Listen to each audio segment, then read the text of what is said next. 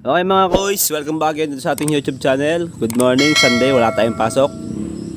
So kung napanood niyo yung ating last vlog about sa TMX natin na na-stock siya ng ilang araw, linggo.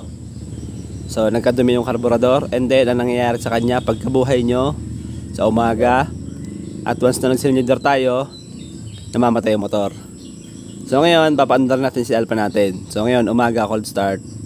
Ito tips lang pag nagkakagano'n yung motor nyo, no? So bago tayo magsimula, syempre huwag nyo kalimutan mag-subscribe at i-hit nyo notification bell para lagi yung updated sa ating mga video kagaya po nito. So tara mga koys.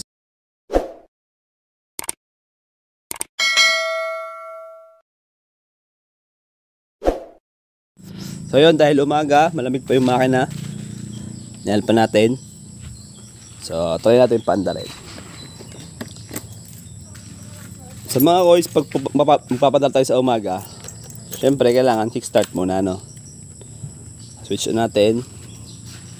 Ang nangyayari po kasi dyan pag magdamag nakatigil, doon sa mga nagko-comment, pag gano'n na nangyayari sa Alpha nila sa TMX, pag sa umaga binuhay, so kailangan pampainitin. Ito kasing carb natin, nagmo-moist siya, no? So malamig sa buong magdamag. So kailangan maubos muna yung nandito sa karburador bago tayo magsilinyador. Ang nangyayari kasi, pangit yung texture ng gasolina, yung nagkakamoist siya. So parang nagtutubig-tubig siya. So kaya nangyayari, pag malamig, nagbuhay tayo tapos nagsilinidor kayo, namamatay yung makina. So ngayon, kickstarter muna, tapos try nating magsilinidor agad tayo kung mamamatay siya o hindi. Okay, switch on, tapos kickstarter.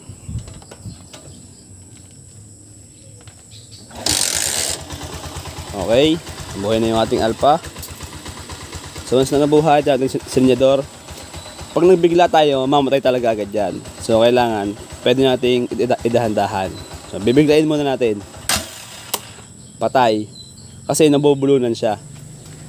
At malamig pa yung makina natin. So buhayin ulit natin.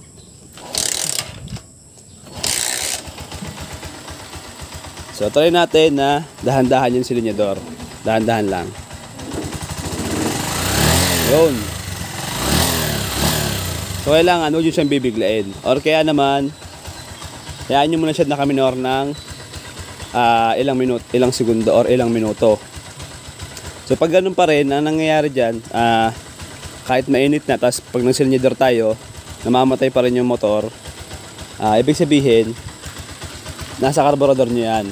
So wala sa tono, or kaya naman, dahil matagal na stock, nagkameron na ng dumi yung ating strainer. Meron siyang strainer dun sa ating tangke. So may video na ako niyan, ilalagay ko yung link sa description nitong video na to. Kung paano siya linisin, paano siya baklasin. Pag tono ng karburador, nakita nyo na nung last video natin, nung last vlog natin, nilinis ko yung karburador nito. And then yung ating chamber ng ating karburador, nagkameron siya ng parang mga gelatin, yung buo-buo na gasolina. So yun po yung bumabara sa ating slow jet at possible din na nagbabara sa ating main jet. So kailangan linisin natin. At pag ganun pa din, yung strainer naman po ng ating tangke, so kailangan linisin nyo rin yun.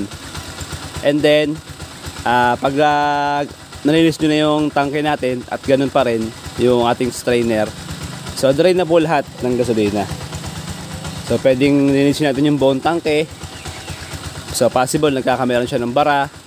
O kaya naman yung daloy ng gasolina, pag naka-on yung ating tangke or naka-reserve, hindi siya dumadaloy ng ayos.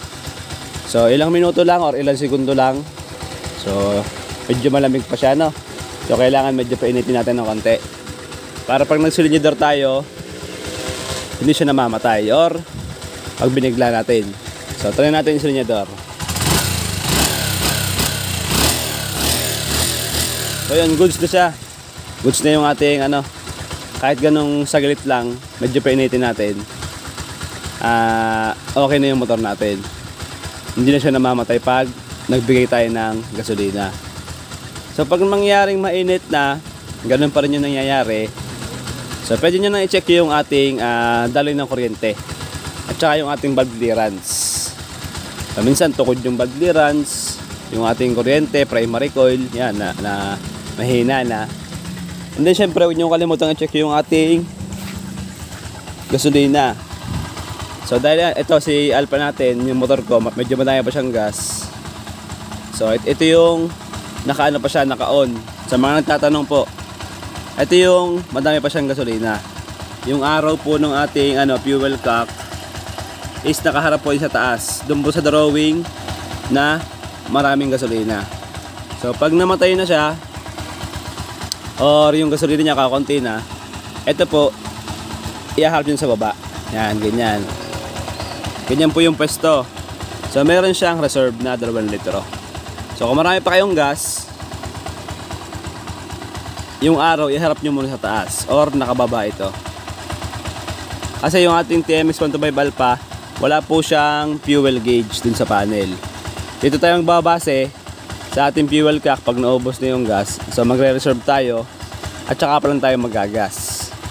So ibig sabihin pag nag-reserve, malapit na maubos yung ating gasolina sa tangke.